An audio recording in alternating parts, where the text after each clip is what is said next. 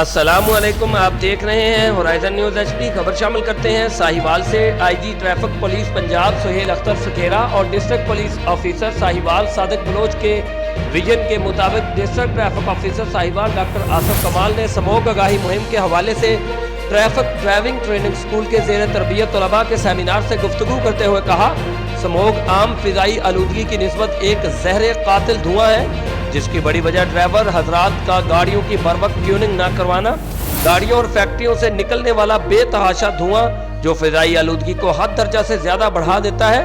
اس سے نہ صرف انسانی پھیپھڑے متاثر ہوتے ہیں بلکہ بہت ساری اور بیماریاں بھی جنم لیتی ہیں، جس سے انسانی صحت پر مضر اثرات مرتب ہوتے ہیں۔ سموگ سے بچاؤ اور اس کی بروقت روک تھام کے لیے معاشرے میں رہنے والے تمام افراد کو اپنا کلیدی کردار ادا کرنا ہوگا۔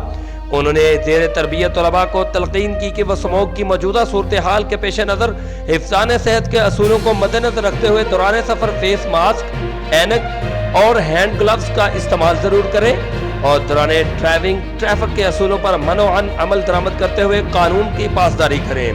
رپورٹ محبوب چودھری، سرپرست اعلیٰ ہورائزن نیوز ایچ ڈی۔